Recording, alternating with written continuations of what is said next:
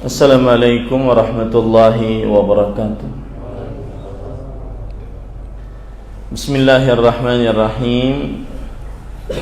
Innal hamdalillah nahmaduhu wa nasta'inuhu wa nastaghfiruh wa na'udzu billahi min shururi anfusina wa sayyiati a'malina. Man yahdihillahu fala mudilla lahu wa man yudlil fala hadiya lahu.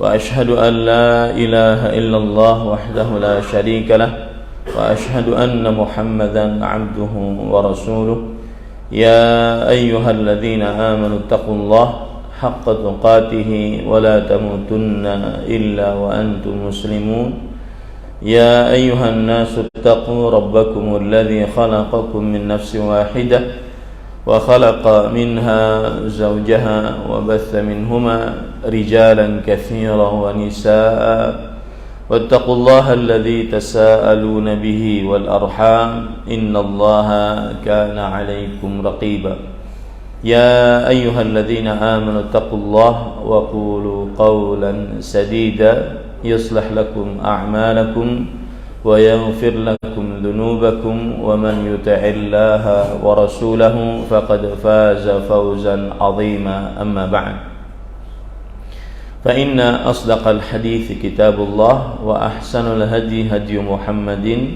صلى الله عليه وعلى آله وسلم وشر الأمور محدثاتها وكل محدثة بدعة وكل بدعة ضلالة وكل ضلالة في النار. Alhamdulillah, kita bersyukur pada Allah Subhanahu wa taala pada hari ini, hari Ahad pagi ba'da subuh 27 Rabiul Awal 1444 Hijriah, kita dimudahkan oleh Allah Subhanahu wa taala untuk duduk bersama mengkaji kembali kitab Tafsirul Quranil Azim atau yang dikenal dengan Tafsir Ibnu Katsir rahimahullah. Salawat dan salam semoga selalu Allah berikan kepada Nabi kita Muhammad sallallahu alaihi wa ala alihi wasallam, pada keluarga beliau, para sahabat serta orang-orang yang mengikuti beliau sampai hari kiamat kelak. Dengan nama-nama Allah yang husna dan sifat-sifatnya yang ulia, kita berdoa, Allahumma inna nas'aluka ilman nafi'an wa rizqan tayyiban wa amalan mutaqabbala, Allahumma amin. Ahibati fillah, afanillah wa iyyakum. Jamaah Masjid An-Nur Antasan Kecil Barat yang saya cintai karena Allah, semoga Allah Subhanahu wa taala selalu memberikan afiat kepada kita di dunia dan di akhirat. Pada hari ini kita mempelajari tafsir surat Al-Fatihah ayat yang kelima. Allah Subhanahu wa taala berfirman, Iyyaka na'budu wa iyyaka nasta'in. Artinya dalam bahasa Indonesia, hanya kepada Engkau kami beribadah dan hanya kepada Engkau kami memohon pertolongan. Imam Ibnu Katsir rahimahullahu taala menyebutkan, qara'a as-sab'atu wal jumhuru bi tasydidil ya min iyyaka. Para ahli baca Al-Qur'an yang 7, kemudian jumhur ulama membaca iyyaka dengan diberi sabdu atau tasydid pada huruf ya, iyyaka. Jadi cara membacanya iyyaka. Ini adalah pembicaraan Imam Ibnu Katsir untuk ayat ini dari sisi tata cara membacanya. Jadi harus ada tasydid. Iyyaka na'budu wa iyyaka nasta'in. Sedangkan qara'a Amr ibn Faid bitakhfifiha ma'al kasr wa hiya qira'atu syadzah.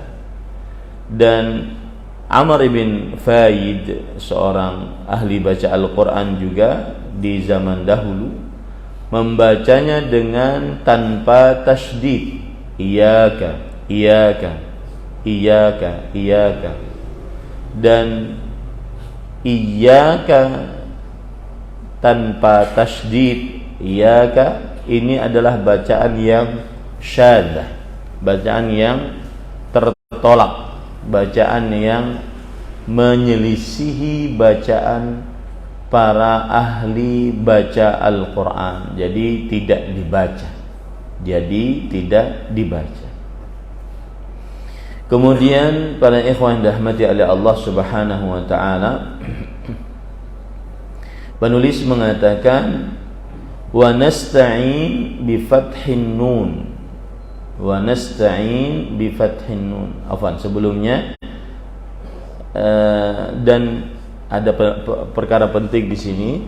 Kata Imam Ibnu Katsir, ini tidak boleh dibaca tanpa tasydid, harus dengan tasydid. Iyyaka. Jadi pian tekankan kalau baca. Iyyaka na'budu wa iyyaka nasta'in. Karena kalau seandainya membacanya tanpa tasydid, li'anna iya daw asy-syams. Karena kalau membacanya tanpa tasydid maka artinya adalah sinar matahari. Kalau orang membacanya tanpa tasydid maka berarti kepada sinar matahari kami menyembahmu, kami meminta tolong kepadamu. Nah, ini dia. Ini bahayanya kalau seandainya membacanya tanpa tasydid. Harus dibaca dengan tasydid.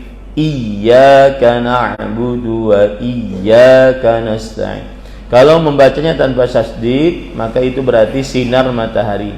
Karena arti iya itu adalah sinar matahari. Berarti nanti kepada sinar matahari kami beribadah. Kepada sinar matahari kami memohon pertolongan. Makanya disebut oleh Imam Ibnu Katsir sebagai qiraatun syadzah mardzulah, yaitu bacaan yang syadzah, yang dia menyendiri dari bacaan orang-orang ahli baca Al-Quran dan tertolak. Kenapa? Karena bertentangan dengan akidah seorang muslim. Dan di sana ada lagi kata Imam Ibnu Katsir, ada orang yang membacanya dengan bi fathil hamzah wa tasydidil ya. Ada orang membacanya ayyaka, ayyaka.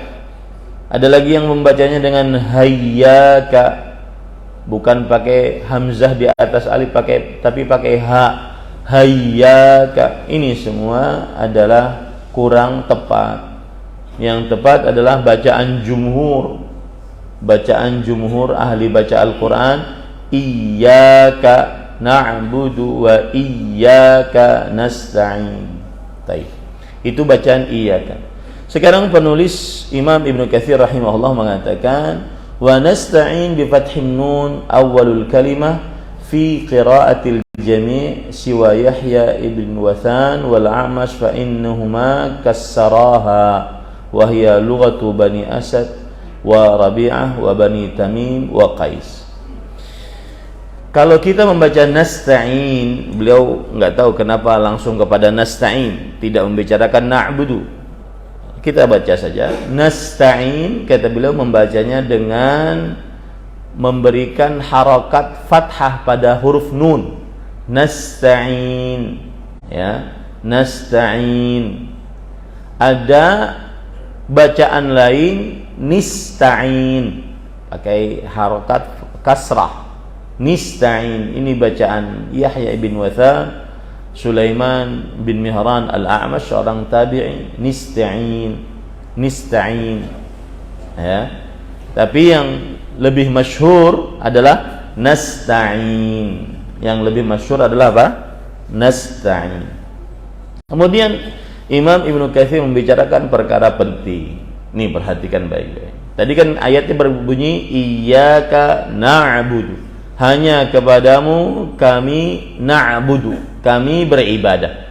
Sekarang Imam Ibnu Katsir membicarakan tentang pengertian ibadah. Dan ini penting, Mengapa? Karena kita ini diciptakan untuk beribadah kepada Allah.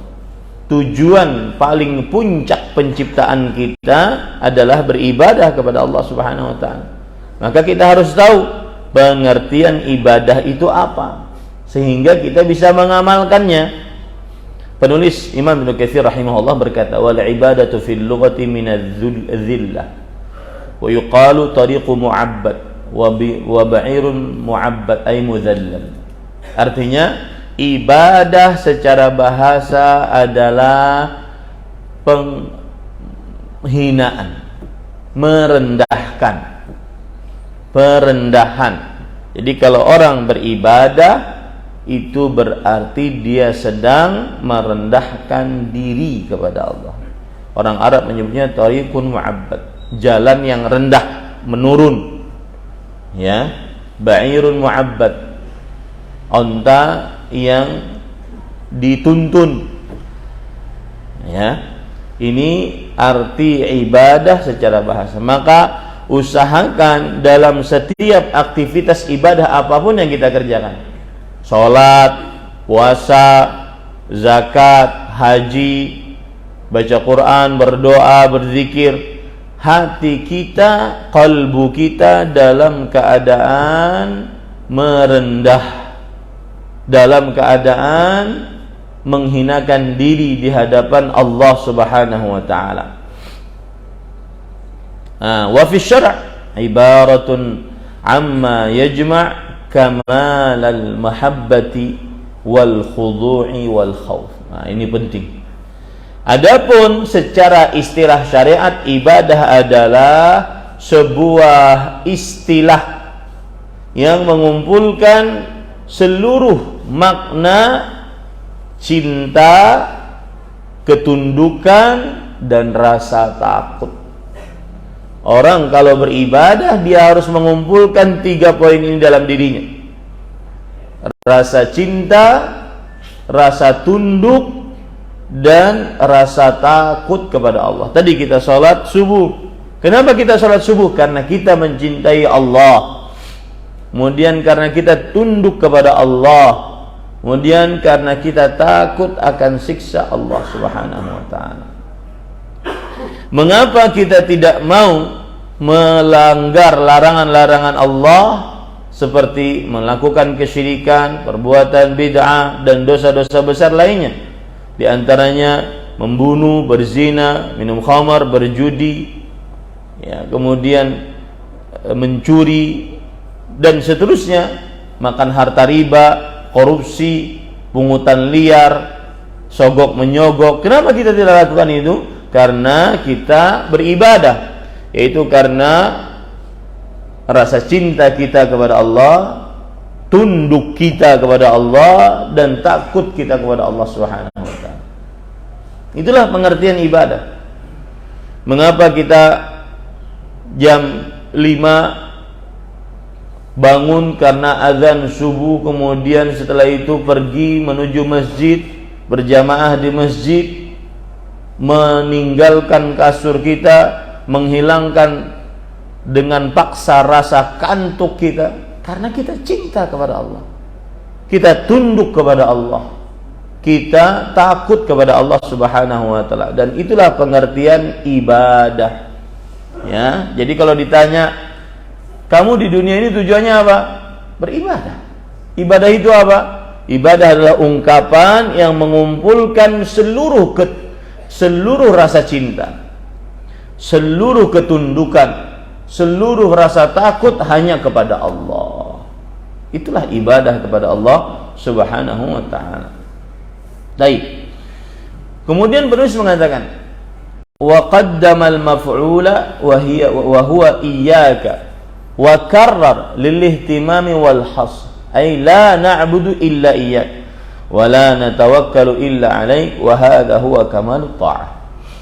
Nah, di sini penulis ingin mengatakan kepada kita, ketika kita baca iyyaka na'budu wa iyyaka nasta'in, sebenarnya kalau dalam bahasa Indonesia bisa saja kita katakan begini: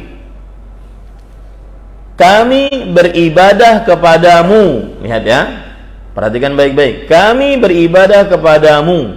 Tapi mu-nya ini diandak ke depan. Ya. Kepadamu kami beribadah.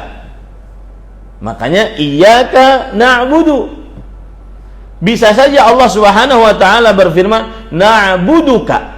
Kami beribadah kepadamu. Tapi kenapa mu-nya ini di depan? Hanya kepadamu kami beribadah. Ya. Makanya bahasa Arabnya menjadi iyyaka na'budu. Itu satu. Kemudian iyyakanya kenapa diulang oleh Allah Subhanahu wa taala? Iyyakanya kenapa diulang? Iyyaka na'budu wa iyyaka nasta'in. Ini semua ada isyarat-isyarat dari Allah Subhanahu wa taala, dijelaskan oleh Imam Ibnu Katsir. Yang pertama, mengapa kepadamunya didahulukan, ya. Kemudian mengapa iyyakanya diulang 2 kali? Yang pertama adalah lil hasr, untuk pembatasan. Maksudnya adalah kami tidak beribadah kecuali kepadamu. Kami tidak minta tolong kecuali kepadamu, untuk pembatasan. Makanya kepadamunya didahulukan. Makanya kalau kita terjemahkan, hanya kepadamu kami beribadah. Nah, begitu ya. Hanya kepadamu kami minta tolong. Nah, begitu. Ya. Jadi kalau ditanya kenapa iyakanya berdahulu dibanding na'budu, itu untuk pembatasan, menunjukkan kepada tauhid. Hanya kepadamu ya Allah kami beribadah. Hanya kepadamu ya Allah kami minta tolong, tidak kepada yang lain. Nah, itu dia. Itu maksudnya. Jadi semakin kita paham tafsiran ini, semakin khusyuk solat kita saat kita solat membaca surah Al-Fatihah. Iyyaka na'budu, hanya kepadamu kami beribadah. Iyyaka nasta'in, hanya kepadamu kami minta tolong. Itu satu. Baik. Mengapa diulang-ulang? Untuk perhatian. Untuk perhatian. Perhatian itu maksudnya Allah ingin kita memperhatikan ini, bahwasanya hanya kepada Allah kita beribadah, hanya kepada Allah kita minta tolong, hanya kepada Allah kita salat, hanya kepada Allah kita puasa, hanya kepada perhatian. Ya, agar niat kita tidak berubah. Agar niat kita tidak berubah. Wad-dinu kulluhu yarji'u ila hadainil ma'nayain. Nah, ini perhatikan Bapak Ibu, saudara-saudari yang dimuliakan oleh Allah. Dan seluruh agama, amalan kita yang kita kerjakan kembali kepada 2 makna ini, beribadah dan minta tolong. Apa maksudnya, Pak? Kita ini tidak bisa mengangkat satu takbir saja, takbiratul ihram, tidak bisa, kecuali dengan apa, Pak? Pertolongan dari siapa? Allah. Makanya kami beribadah kepadamu dan kami minta tolong kepadamu. Inilah inti ajaran Islam. Tujuan kita ada di atas muka bumi ini beribadah, dan ibadah itu tidak bisa kita kerjakan kecuali dengan minta tolong kepada Allah Subhanahu wa taala. Nah, mulai saat ini biasakan, Pak, apapun yang kita inginkan dari ibadah, minta tolonglah kepada Allah. Contoh nih tadi, ya, bangun subuh, ya Allah mudahkan salat subuh. Ya Allah, mudahkan duduk di majelis ilmu. Apapun yang kita ingin kerjakan. Karena sebagian manusia kalau berdoa kepada Allah hanya minta rezeki, anak, kemudahan hidup. Tidak minta kemudahan untuk beribadah kepada Allah. Jadi 2 makna ini selalu ada di dalam amal ibadah seorang muslim. Beribadah kepada Allah, dan tidak mungkin ibadah itu dikerjakan kecuali dengan apa tadi Bapak Ibu? Pertolongan dari Allah. Letakkan makna itu selalu di dalam hati kita. Baik. Kemudian penulis mengatakan, wa hadza kama qala ba'du salaf al-Fatihatu sirrul Qur'an wa sirruha hadhihi al-kalimah iyyaka na'budu wa iyyaka nasta'in.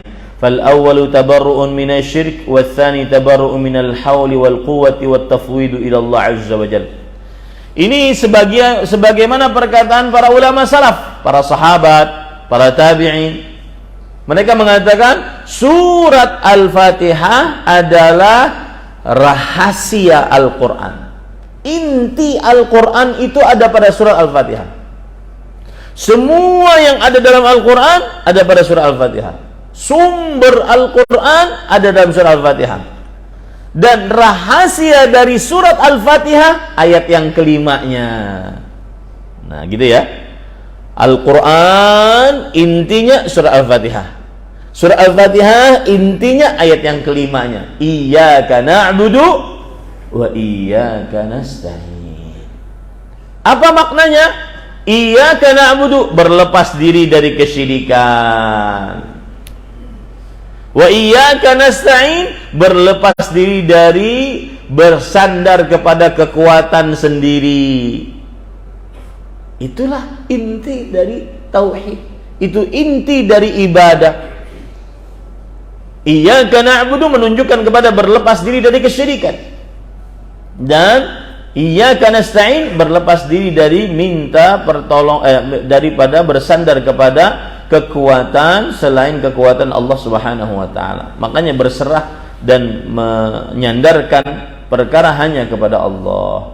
Wa hadzal ma'na fi ghairi ayatin minal Qur'an kama qala ta'ala fa'budhu wa tawakkal 'alaihi wa ma rabbuka bighafilin 'amma ta'malun.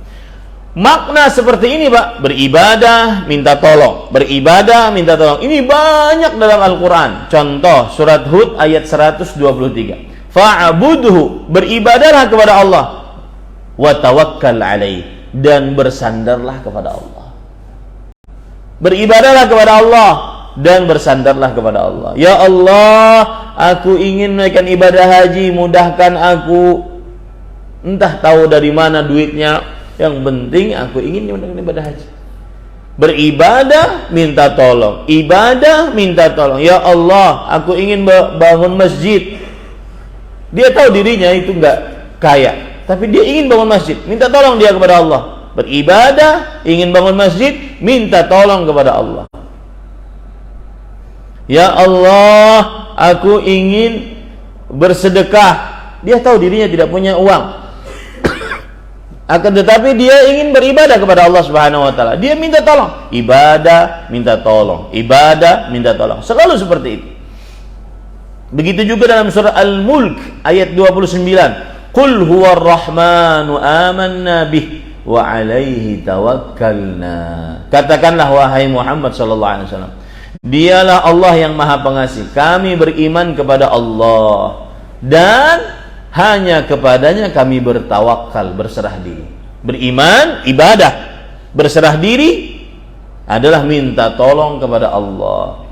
Begitu juga dalam surat Al-Muzammil ayat 9. Rabbul masyriqi wal maghribi la ilaha illa huwa fattakhidhu wakila. Allah yang memiliki timur dan barat, tidak ada ilah yang berhak diibadahi kecuali Allah. Maka jadikanlah dia sebagai tempat sandaran. Ibadah bersandar, ibadah minta tolong. Selalu, Pak, begitu. Usahakan dalam hidup kita selalu seperti itu. Ingin beribadah, minta tolonglah kepada Allah. Ingin beribadah, mendidik anak yang saleh, minta tolonglah kepada Allah.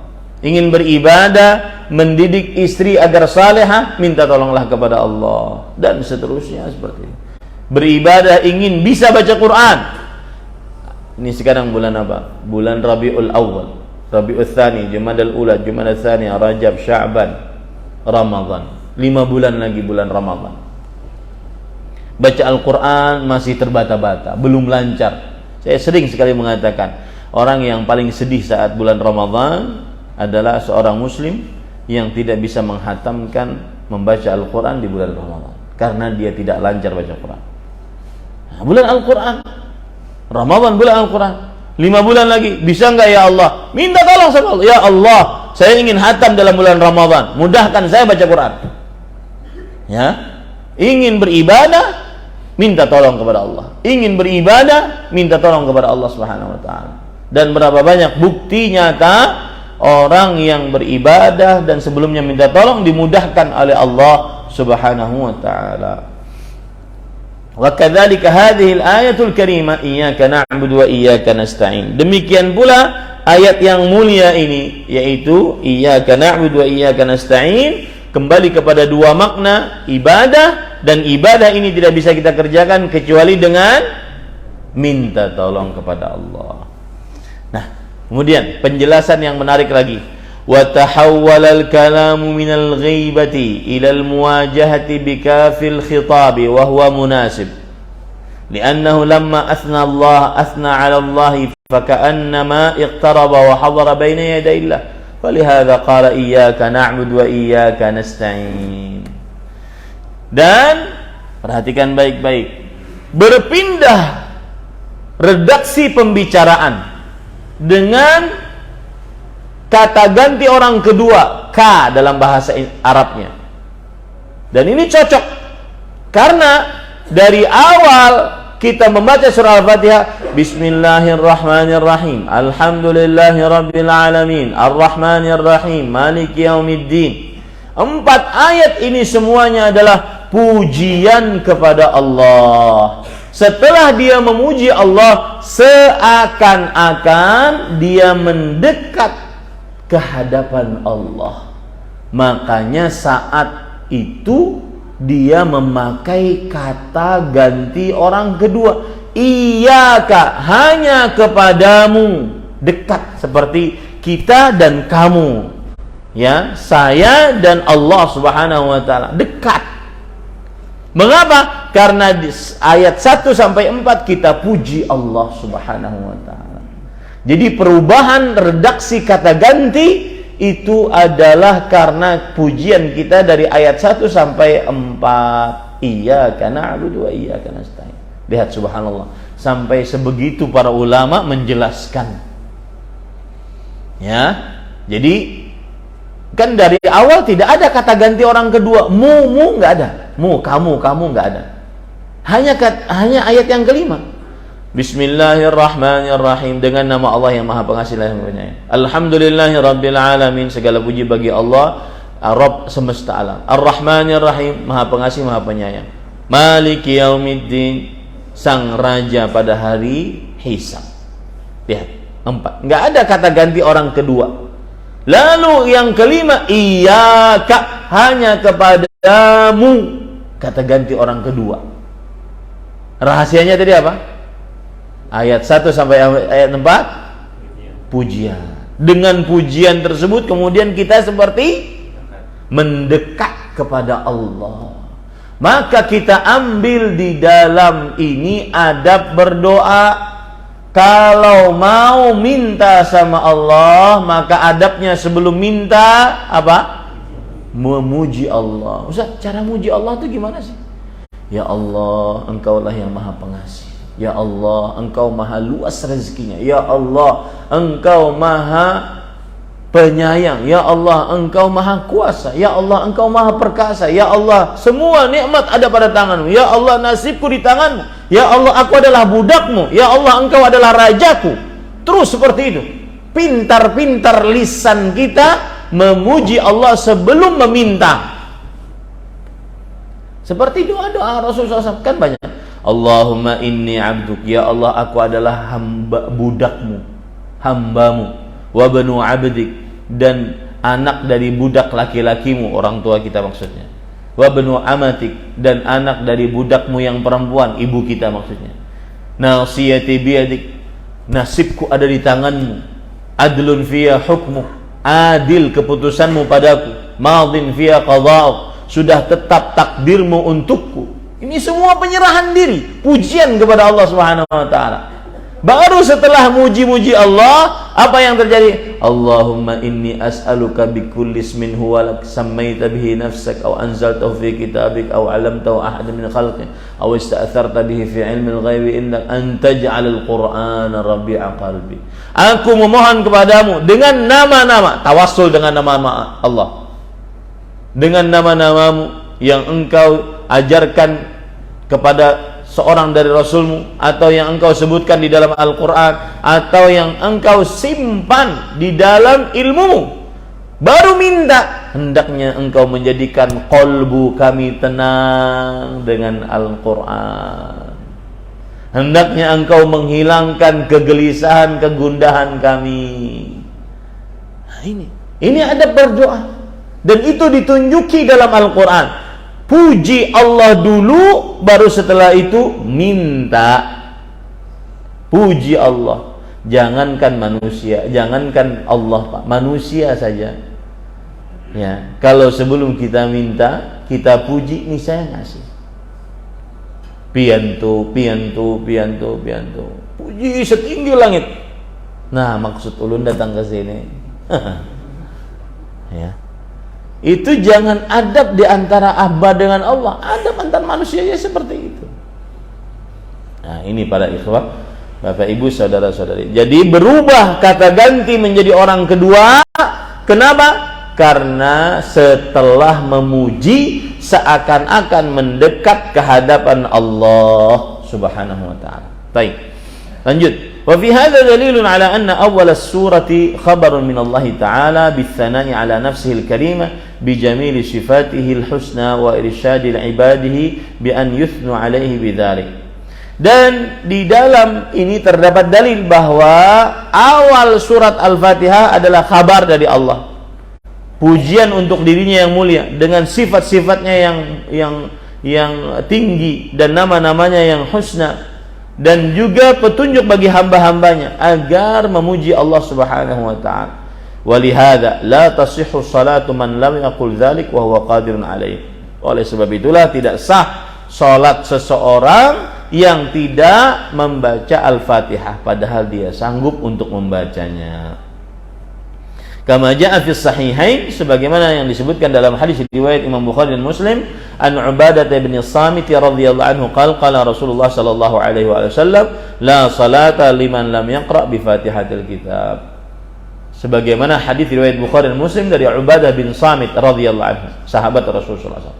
Beliau berkata, Rasul sallallahu alaihi wasallam bersabda, tidak sah salat bagi siapa yang tidak membaca surat Al-Fatihah. Nah, nanti ini khilaf di antara para ulama tentang hukum makmum membaca surat Al-Fatihah. Kalau imam sholat sendirian, maka wajib bagi imam sholat sendirian atau yang sholat sendirian untuk membaca surat Al-Fatihah di setiap rakaat berdasarkan hadis ini. Apakah makmum demikian? Maka jawabannya terjadi ikhtilaf. Apa arti ikhtilaf? Perbedaan pendapat di antara para ulama.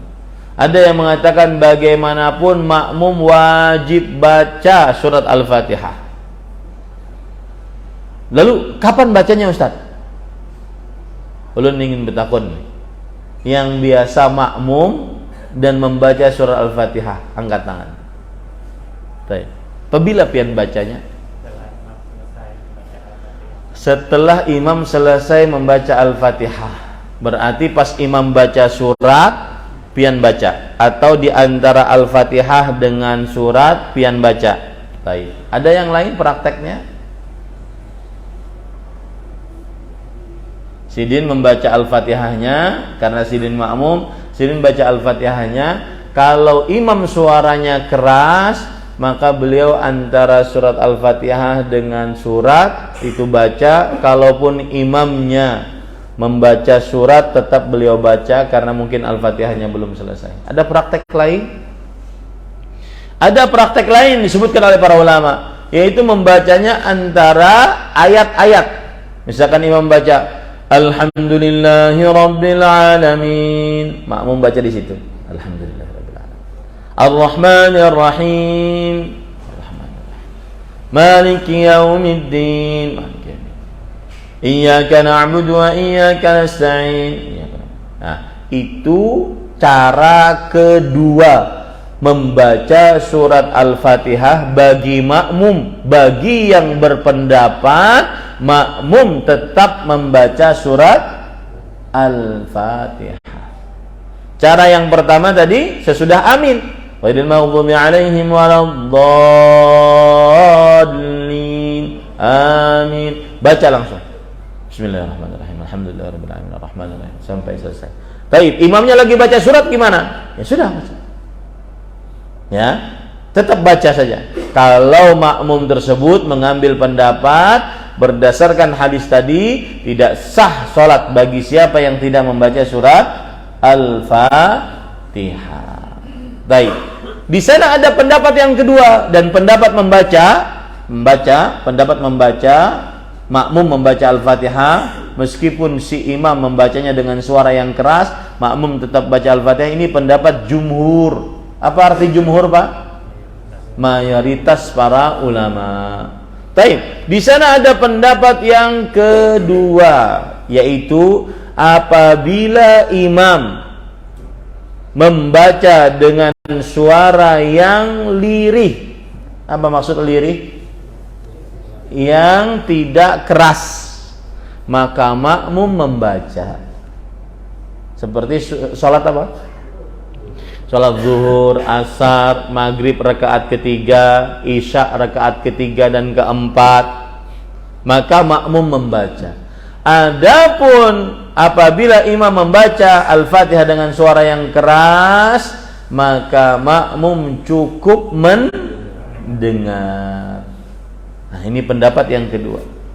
Ya, ini pendapat ulama para peneliti. Pendapat yang kedua. Mereka berdalil apa? Karena Allah Subhanahu wa taala berfirman, "Wa idza quri'al Qur'anu fastami'u lahu wa ansitu la'allakum turhamun." Jika dibacakan kepada kalian Al-Qur'an, maka dengarkanlah dengan seksama, pahami agar kalian beruntung. Kata Imam Ahmad rahimahullah, ayat ini disepakati oleh para ulama, maksudnya adalah di dalam sholat. Jadi kalau imam membaca surat Al-Fatihah, maka dengarkan agar kita dapat keberuntungan. Ya. Nah, kemudian juga qiraatul imam, qiraatul makmum. Bacaan imam sudah mencukupi sebagai bacaan makmum. Nah, itu khilaf di antara para ulama. Mana yang pian ambil Ustaz? Yang jelas saya katakan itu terjadi perbedaan pendapat. Maka berlapang dadalah di antara dua pendapat tersebut. Siapa yang mengambil pendapat ini jumhur, dia amalkan berdasarkan dalilnya. Siapa yang ingin mengambil pendapat Imam Ahmad dan ulama peneliti tadi, dia amalkan berdasar dalilnya. Tidak boleh kita saling menyalahkan. Dua-duanya sah sholatnya.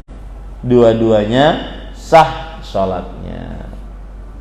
Nah, kalau ulun biasanya mengambil pendapat yang kedua. Kenapa? Karena tadi ayat Al-Quran yang berbunyi seperti itu. Kemudian juga ada hadis riwayat Imam Malik rahimahullah yang mengatakan bahwa mali unaza'u fil Quran. Ketika Rasulullah SAW sholat, kemudian para sahabat membaca di belakang beliau.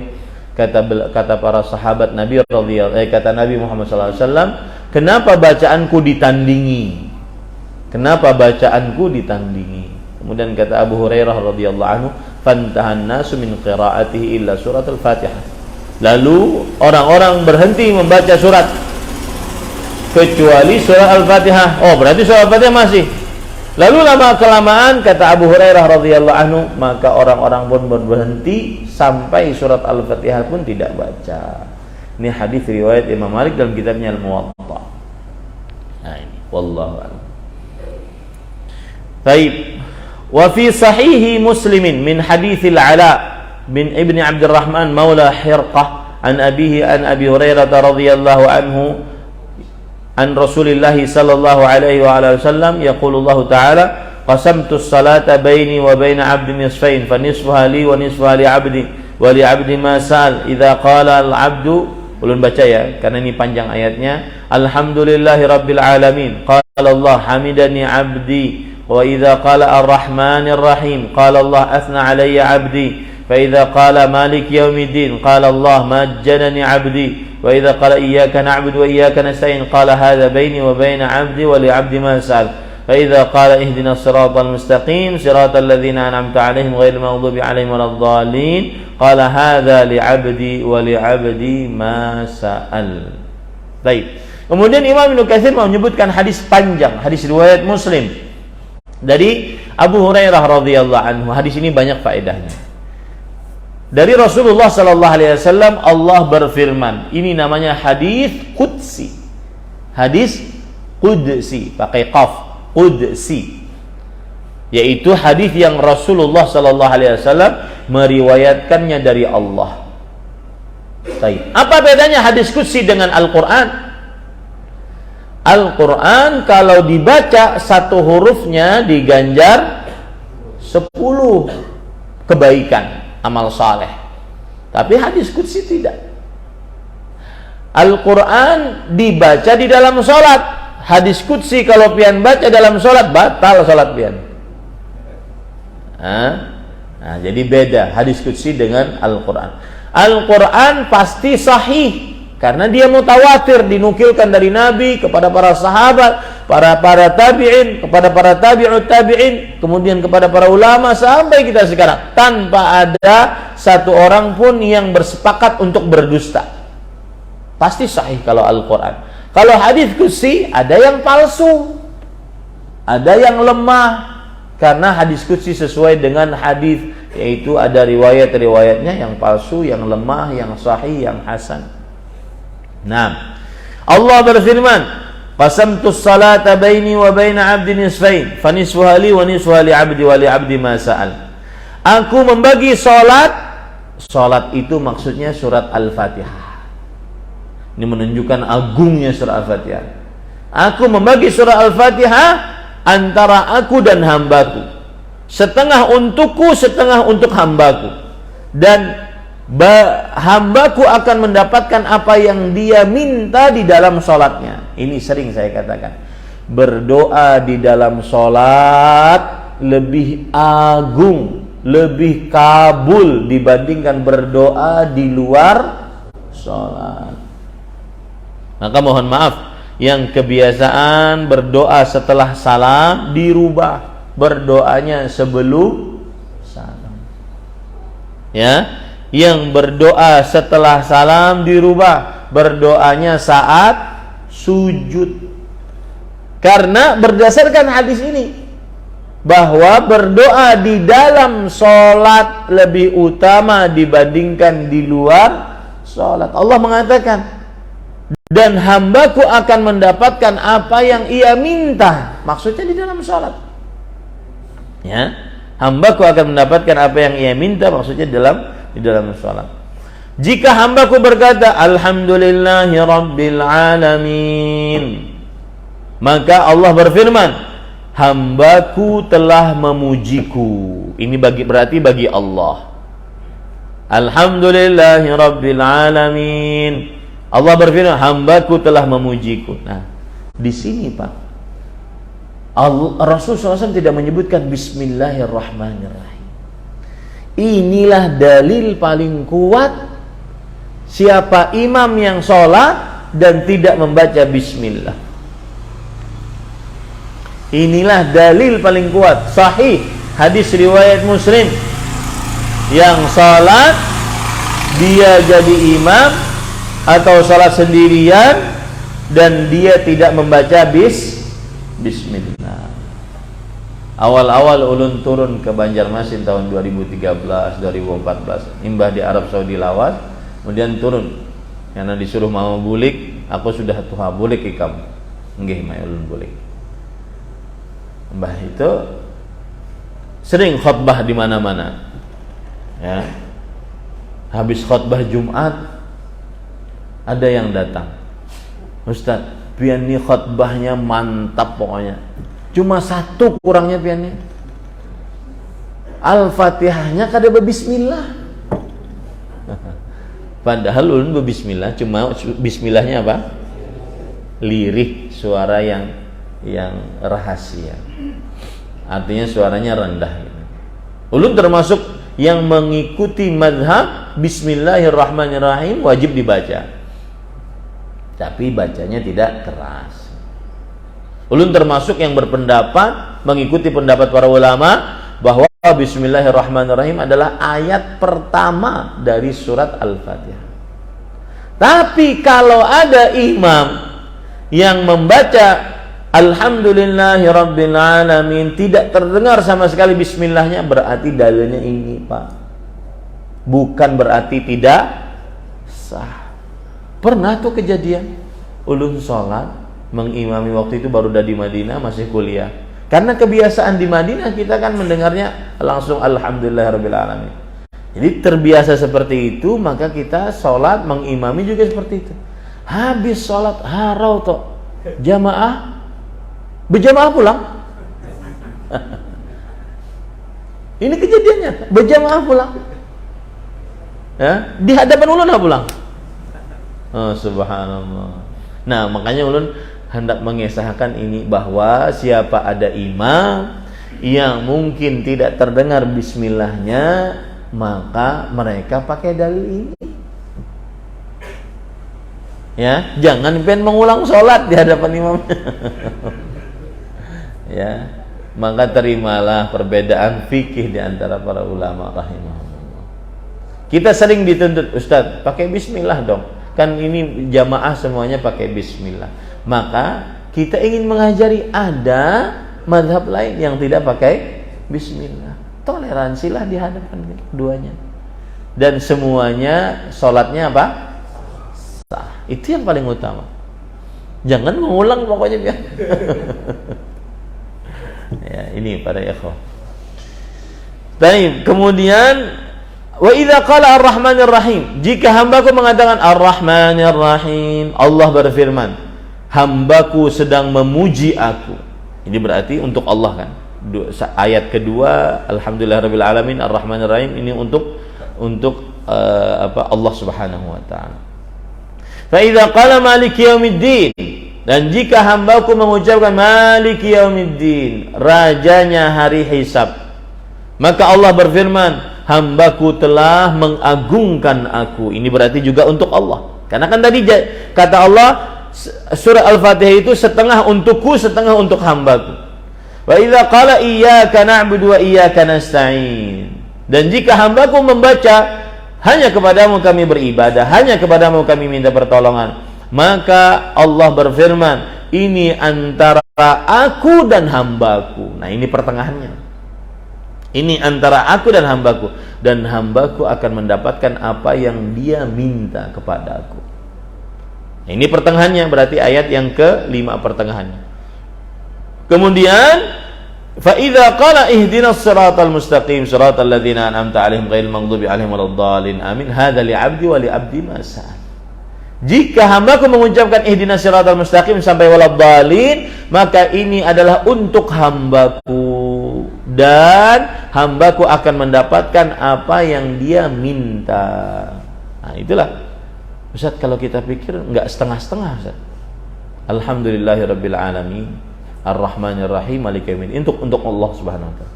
Iyyaka na'budu wa iyyaka nasta'in, ini untuk hamba.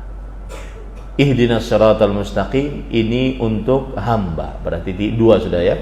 Siratal ladzina an'amta 'alaihim ghairil maghdubi 'alaihim waladdallin, ini untuk hamba. Berarti tetap setengah-setengah. Ya. Ayat kedua sampai kelima itu milik Allah. Ayat ke-6, ayat kedua sampai ke-4 itu milik Allah. Ayat ke-5 sampai ke-6 itu milik hamba. Jadi bujur, setengah untuk Allah, setengah untuk hamba. Nah, kemudian pada ikhwan yang dirahmati oleh Allah Subhanahu wa taala, sedikit ulun sambung lagi. Kemudian penulis mengatakan, Beliau kemudian membawakan tafsiran dari ahli tafsir di generasi sahabat, yaitu Abdullah bin Abbas radhiyallahu anhuma. An Ibnu Abbas radhiyallahu anhuma, iyyaka na'budu yani iyyaka nuwahhid wa nakhafu wa narju rabbana la ghairaka wa iyyaka nasta'in ala ta'atika wa ala umurina kulliha. Kata Abdullah bin Abbas, ahli tafsir, iyyaka na'budu, hanya kepadamu kami beribadah. Yani maksudnya adalah hanya kepadamu kami mentauhidkan. Hanya kepadamu kami mentauhidkan. Ya, hanya kepadamu kami takut, hanya kepadamu kami berharap. Wahai Rabb kami, tidak kepada selain Engkau. Ini pegang baik-baik dari Abdullah bin Abbas. Setiap kata di dalam Al-Quran ibadah, maka maksudnya adalah tauhid. Setiap kata ibadah dalam Al-Quran maksudnya adalah apa? Tauhid. Coba kita ambil contoh ya. Qul ya ayyuhal kafirun la a'budu, aku tidak beribadah. Ma ta'budun, aku tidak mentauhidkan. Jadi kata ibadah selalu bisa diganti dengan apa? Tauhid. Itu perkataan pesan dari Abdullah bin Abbas. Setiap kata ibadah bisa diganti dengan tauhid. Contoh yang lain lagi dalam surat Al-Bayyinah, wa ma umiru illa liya'budullah mukhlishina lahuddin. Tidaklah manusia diperintahkan kecuali untuk beribadah. Ganti kata ibadah dengan apa? Tauhid. Tidaklah manusia diperintahkan kecuali untuk bertauhid. Nah, makanya ibadah tidak boleh diberikan kecuali hanya kepada Allah. Karena ibadah adalah hak khusus milik Allah. Siapa yang memberikan ibadah kepada selain Allah, berarti dia telah berbuat kezaliman yang besar. Makanya Allah berfirman, innasyirka la zulmun azim. Sesungguhnya kesyirikan adalah kezaliman yang sangat besar. Kenapa? Karena memberikan ibadah, memberikan hak yang paling khusus milik Allah, diberikan kepada selain Allah. Saya beri contoh kesyirikan, berdoa kepada orang mati, menjadikan orang mati sebagai perantara antara dia dengan Allah. Wahai wali fulan, saya mohon anak. Wahai wali fulan, saya mohon pertolongan. Wahai wali fulan, saya mohon rezeki. Ini adalah kezaliman paling besar. Mengapa? Karena memberikan hak paling khusus milik Allah, yaitu apa? Ibadah kepada selain Allah, kepada makhluk. Hak paling khusus Allah adalah ibadah. Ya, ampun paling khusus Allah adalah ibadah. Ibadah adalah ampun khusus milik Allah Subhanahu wa taala. Ya, tidak boleh diberikan kecuali kepada Allah Subhanahu wa taala. Nah, ini para ikhwan yang dirahmati oleh Allah Subhanahu wa taala. Adapun makna iyyaka nasta'in, hanya kepadamu kami memohon pertolongan untuk bisa taat untuk segala urusan kami. Makanya seperti yang kita katakan tadi, ibadah tidak bisa dikerjakan kecuali hanya dengan minta tolong kepada Allah Subhanahu wa taala. Nah, ini para ikhwah yang dirahmati oleh Allah Subhanahu wa taala. Ya. Kemudian perhatikan baik-baik.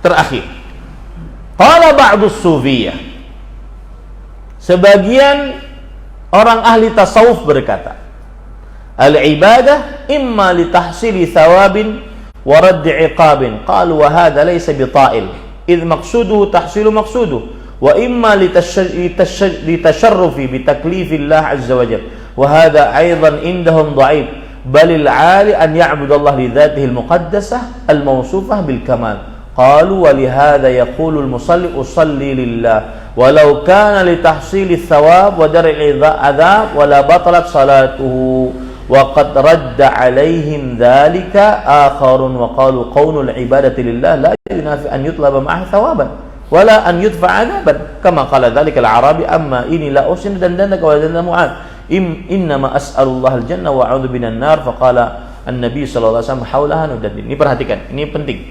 Sebagian ahli tasawuf mengatakan ibadah itu kalau tujuannya ingin dapat pahala atau ingin jauh dari siksa, maka ini bukan ibadah. Kalau tujuannya ingin dapat pahala, ingin jauh dari siksa, maka ini bukan tujuan ibadah. Ini sebagian ahli tasawuf begitu. Makanya kan ada yang mengatakan, saya beribadah tidak ingin surga, tidak takut kepada neraka. Ada nggak? Pernah mendengar nggak? Siapa yang beribadah ingin surga maka musyrik. Ini lebih parah lagi nih. Pernah dengar nggak? Ya, siapa yang ingin beribadah takut neraka maka ini adalah musyrik, karena masih ada keinginan selain Allah. Makanya Imam Ibnu Katsir menjelaskan, ibadah jika ingin pahala, takut siksa, maka ini bukan yang dituju. Ya. Tetapi ibadah yang tinggi adalah beribadah kepada Allah karena zat Allah yang suci, yang mempunyai sifat yang sempurna. Oleh sebab itulah orang yang sholat mengatakan, aku sholat karena Allah, kata sebagian ahli tasawuf. Kalau seandainya dia beribadah sholat ingin dapat pahala atau takut siksa, maka batal sholatnya menurut sebagian orang ahli tasawuf, sebagaimana yang diceritakan oleh Imam Ibnu Katsir. Kemudian Imam Ibnu Katsir mengatakan, tetapi sebagian ulama membantah pendapat ini. Apa katanya? Bahwa orang beribadah kepada Allah tidak menafikan meminta dengan ibadah tersebut pahala atau ingin jauh dari siksa. Ini tidak mengapa. Orang beribadah kepada Allah ingin dapat pahala dan agar jauh dari masuk neraka, ini tidak mengapa. Mengapa? Karena ada hadis yang diriwayatkan oleh Imam Ibnu Majah dari Abu Hurairah radhiyallahu an, Rasul sallallahu alaihi wasallam berkata kepada seseorang, "Ma taqulu fi shalah, wahai fulan, kamu kalau salat doamu apa?" Kemudian orang ini mengatakan, "Aku bersyahadat, tasyahud. Asyhadu an la ilaha illallah, asyhadu anna Muhammadar Rasulullah." Kemudian aku memohon kepada Allah, "Allahumma inni as'alukal jannah wa a'udzubika minan nar." Ya Allah, aku memohon kepada Engkau surga. Ini minta pahala enggak? Minta pahala. Dari salatnya dia minta pahala. Dan aku berlindung kepadamu dari api neraka. Minta pahala enggak? Minta pahala dari salatnya. Wahai Rasulullah, aku tidak bisa doa sebagus doa Engkau dan doa Muadz bin Jabal. Doaku hanya itu, minta surga jauh dari api neraka. Apa kata Rasulullah sallallahu alaihi wasallam? Haulaha nudandin. Seperti doa itu aku juga minta. Yang engkau ucapkan doa tadi, aku pun mengucapkannya. Seputar itu aku minta. Berarti sekarang, apakah Rasulullah batal sholatnya? Apakah Rasulullah SAW tidak tinggi sholatnya? Sebagaimana perkataan ahli tasawuf? Tidak.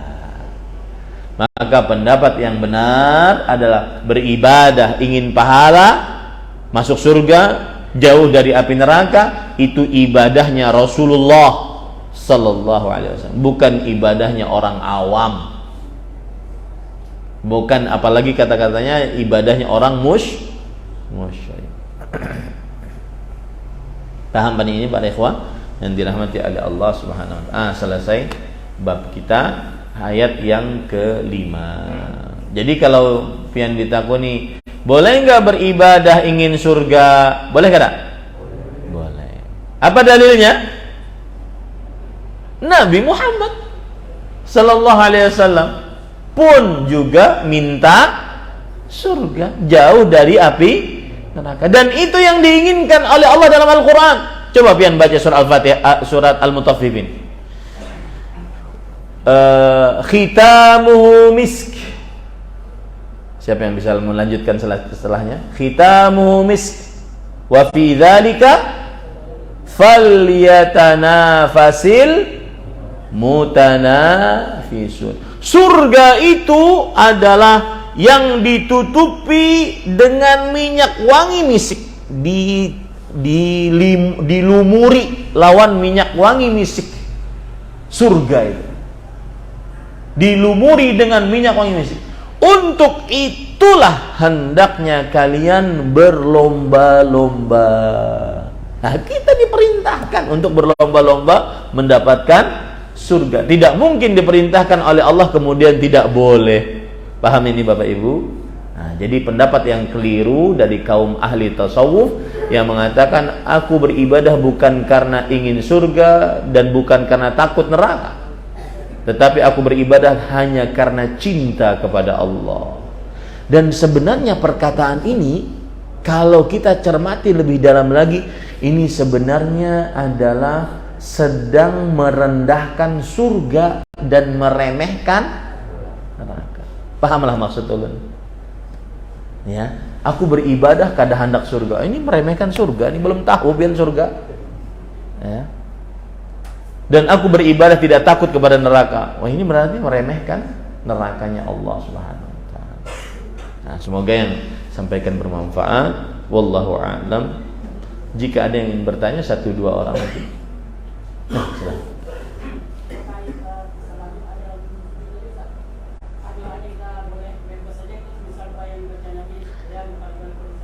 Ya.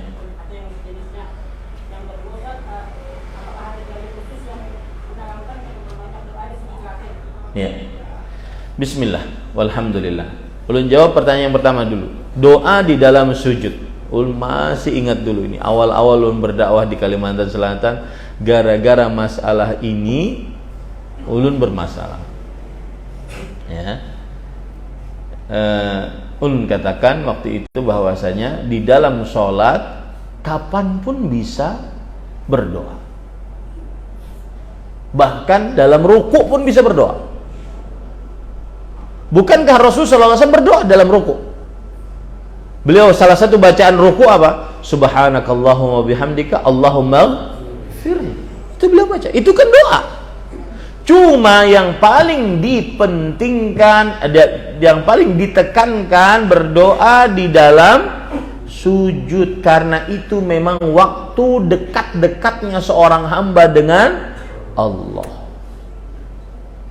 Ya, karena itu waktu dekat-dekatnya seorang hamba dengan Allah Subhanahu wa taala. Kepala yang asalnya selalu di atas dari di bawah lebih rendah daripada pantat kita, mohon maaf. Jadi Allah sangat suka kita itu merendah. Makanya itulah makna dari ibadah. Az-zul, merendahkan diri di hadapan Allah. Semakin rendah, semakin Allah suka. Makanya doa di Arafah mengapa dikabulkan? Karena kita tidak bawa kemewahan di Arafah. Kita cuma bawa 2 kain kafan. Nggak ada bawa 2 kain ihram. Nggak ada kemewahan. Lusuh penuh dengan debu. Sesugih apapun pian hajinya, ya furoda seberapa ratus dolar pun, tetap aja di Arafah cuma pakai 2 kain ihram. Tidak boleh bawa mobil, tidak boleh bawa rumah, tidak boleh bawa perhiasan, bukan syariat bawa perhiasan dan seterusnya. Penuh dengan lusuh dan debu. Dan saat itu dikabulkan doanya. Semakin merendahkan diri, semakin dikabulkan oleh Allah. Makanya sujud adalah keadaan paling rendah antara seorang hamba dengan Allah Subhanahu wa taala. Makanya dikabulkan. Makanya diperintahkan untuk banyak berdoa. Nah, bagaimana berdoa saat sujud? Ulun sering menjawab dengan jawaban begini. Bacaan doa yang paling utama saat sujud adalah yang dibaca oleh Rasulullah sallallahu alaihi wasallam. Ini paling utama. Contohnya subhana rabbiyal a'la. Tambah lagi subhana rabbiyal a'la wa bihamdihi boleh. Tambah lagi subuhun qudusun rabbul malaikati war ruh. Boleh juga membaca subhanakallahumma bihamdika Allahumma ighfirli. Kemudian boleh juga membaca doa-doa yang dibaca oleh Rasul sallallahu alaihi wasallam memang saat sujud. Di antaranya Allahumma ighfirli dzambi kullahu diqqahu jillahu awwalahu wa akhirahu wa alaniyatahu wa sirrah. Di antaranya lagi doa yang dibaca oleh Nabi Muhammad SAW saat sujud, Allahumma ighfirli dzambi Allahumma ighfirli dzambi kullahu diqqahu jillahu awwalahu Allahumma inni ada satu doa saya lupa. Itulah doa-doa yang dibaca oleh Rasulullah SAW saat sujud. Itu paling utama. Tidak menambahkan dari itu sudah mencukupi. Itu paling utama. Baik. Kalau ingin menambah, bagaimana Ustaz? Tambahlah dari doa dari Al-Quran atau hadis Rasulullah SAW. Oh, boleh doa dari Al-Quran. Kan nggak boleh baca Quran saat sujud. Kita bukan sedang baca Quran, kita sedang berdoa. Rabbana atina fid dunya hasanah wa fil akhirati hasanah wa qina adzabannar. Kemudian doa ya muqallibal qulub tsabbit qalbi ala dinik. Ya musarrifal qulub sarrif qalbi ila ta'atik. Boleh dibaca saat doa. Ya. Kemudian lagi doa-doa dari Al-Qur'an, hadis. Ustaz, pinanya belum cukup lagi. Masih tertahan di dalam hati, ada yang ingin diucapkan. Boleh enggak menambah lagi? Doa dari diri sendiri boleh dengan bahasa Arab yang fasih yang dia buat sendiri, ya, dengan bahasa Arab yang fasih yang dia buat sendiri, silahkan. Baik, pinanya belum mantap lagi kalau kada pakai bahasa Banjar, maka jawabannya, nah di sini ulun menahan, lebih baik tidak. Meskipun sebagian ulama membolehkan, ulun lebih pendapat sebagian ulama yang mengatakan tidak. Kenapa? Karena inna hadhihi shalah la tasluhu fiha syai'un min kalamin nas. Sesungguhnya salat ini tidak sah di dalamnya sedikit pun dari perkataan manusia. Maka silahkan berdoa dengan doa Rasulullah saat sujud, atau ditambah doa dari Al-Quran atau hadis, atau ditambah doa dari diri sendiri tapi pakai bahasa Arab. Setelah itu kalau ingin doa-doa yang lain pakai bahasa Indonesia yang khusus, misalkan ya Allah aku ingin si Jamilah jadi biniku yang kedua, ya Allah, ya. Maka silahkan itu di luar sholat. Tapi kalau ingin mengambil pendapat ulama yang lain, karena bahasanya begini, liyatakhayyar minad du'a masya, hendaklah dia pilih dari doa yang dia kehendaki, yang dia sukai. Nah, kata-kata pilih inilah para ulama akhirnya membolehkan pakai bahasa Indonesia atau pakai bahasa selain bahasa Arab. Karena silahkan dia pilih, itu kata-katanya begitu, hadisnya begitu. Jadi silahkan mengambil. Kalau ulun tidak sampai kepada membolehkan dengan bahasa Indonesia, karena lebih baik, dan saya katakan sampai dalam berdakwah Pak, menyampaikan ayat, menyampaikan hadis itu lebih berkah. Karena ayat dan hadis adalah wahyu. Begitu juga berdoa saat sujud, berdoa sebelum salam dengan doa dari Rasulullah itu lebih berkah. Lebih berkah. Kenapa? Karena itu wahyu. Karena itu waktunya memang cocok dibandingkan doa dari diri kita sendiri. Baik. Apakah setiap sujud ataukah di sujud terakhir saja? Maka jawabannya adalah memperpanjang dan memperbanyak doa di setiap sujud. Belum ada dalil yang ulun ketahui kalau seandainya sujud terakhir saja yang diperpanjang doanya. Allahu a'lam. Ada lagi satu lagi. Tadi ada yang mengatakan sebelah sini? Enggak ada ya. Cukup kiranya. Ini yang silakan.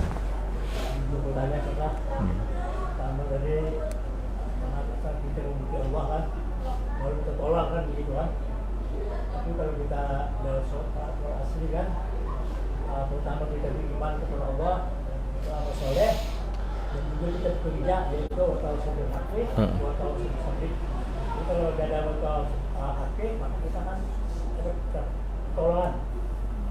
Yang kedua, ayat wa ampusakum ahli kubara. Artinya kan kita bertanggung jawab terhadap diri kita, dan juga hanya keluarga kita sajakah yang kenaka. Apakah kita bertanggung jawab terhadap tetangga kita atau umat seluruh alam? Baik, bagus pertanyaan. Yang pertama adalah tadi kan kita puji Allah dulu, kemudian adab dalam berdoa ya, baru minta. Puji Allah, baru minta. Sedangkan dalam surat Al-Asr kita beriman, beramal saleh, lalu tawasal bil haq, kemudian saling menasihati dalam kebaikan, maksudnya berdakwah, baru setelah itu baru kita bersabar. Maka tidak ada pertentangan sebenarnya di antara dua hal itu, konsep itu. Yang pertama konsep berdoa, yang kedua konsep hidup. Konsep hidup kita seorang muslim itu 4. Nuntut ilmu, ilmunya untuk beramal, kemudian amalnya didakwahkan, kemudian saat berdakwah kalau dapat sesuatu yang menerjang kita, bersabarlah. Itu konsep hidup. Yang tadi adalah konsep berdoa. Jadi tidak ada pertentangan di antara keduanya. Kemudian yang kedua adalah ada ayat berbunyi dalam surat At-Tahrim ayat 6. Ya ayyuhalladzina amanu qu anfusakum ahlikum nar. Wahai orang beriman, jagalah diri kalian dan keluarga kalian dari api neraka. Nah, ini kata beliau, apakah untuk kita menjaga, kita sebagai seorang bapak, suami menjaga bini, anak, itu saja kan? Apakah tidak ke tetangga? Apakah tidak ke orang banyak? Maka jawabannya ada porsi masing-masing. Seorang suami yang mungkin ilmunya secukupnya, dia menjaga istri dan anak-anaknya. Seorang suami tapi dia juga penuntut ilmu, ustadz, ahli agama, dia menjaga keluarganya dan tetangganya dan orang banyak. Ada porsinya masing-masing. Tidak bisa yang sedikit ilmunya dia turun ke jalan atau dia berdakwah seperti ini sekarang, kecuali dia harus belajar ilmu agama dari awal. Dari mulai kecil dia duduk di depan guru. Ya.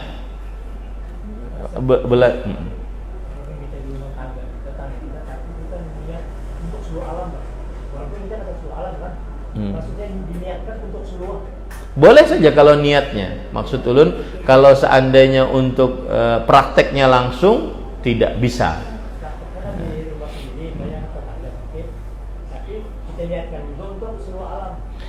Niat boleh saja.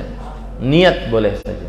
Tetapi kalau berbicara praktek, maka harus kita orang yang benar-benar duduk dengan seorang guru.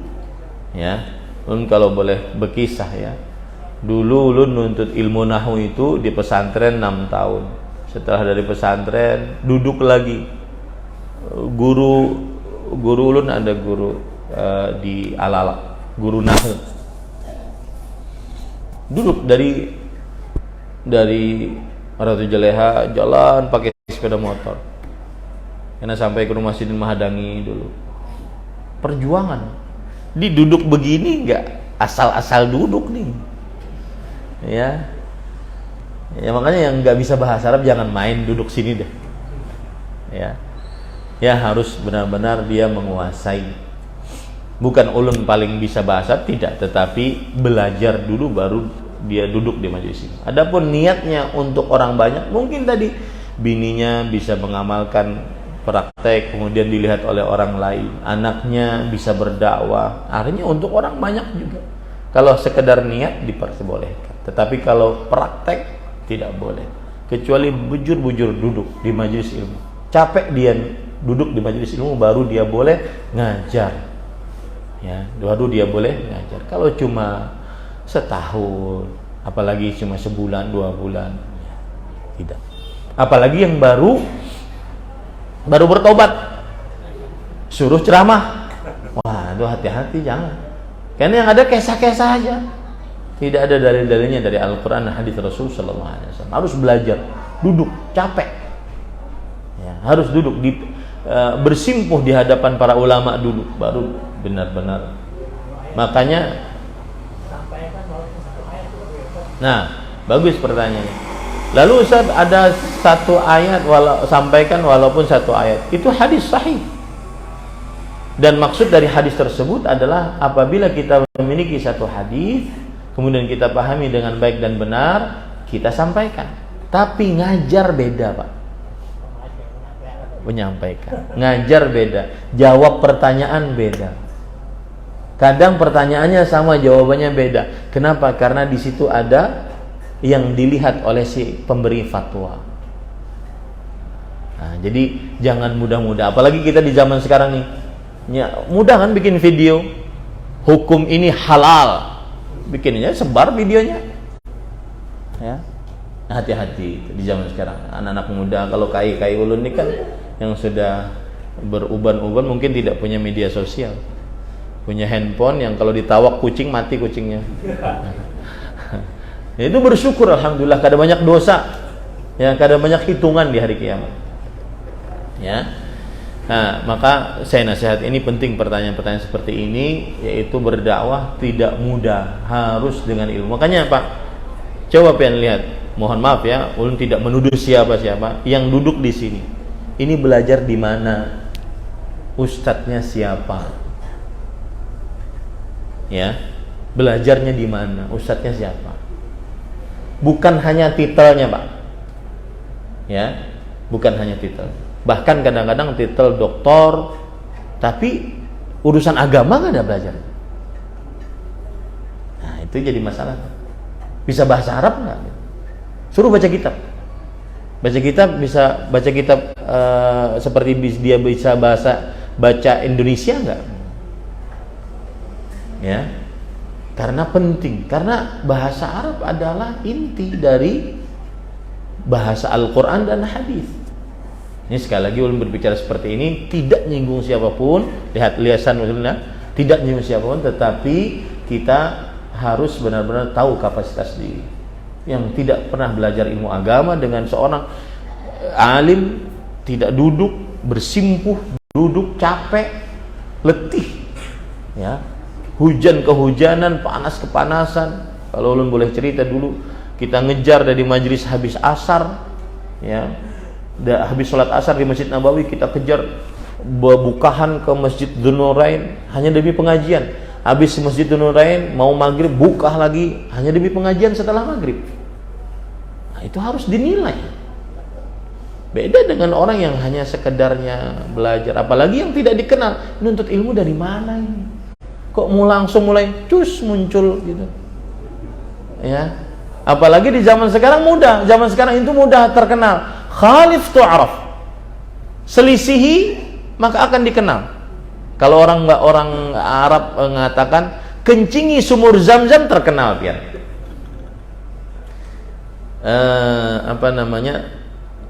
Tawaf sambil telanjang, terkenal limbah itu. Selisihi terkenal. Nah, tapi kan bukan itu yang kita inginkan. Yang kita inginkan yang ngajar kita ilmu agama agar kita bisa beramal dengan baik dan benar. Demikian, semoga yang disampaikan bermanfaat. Bubur menghadangi.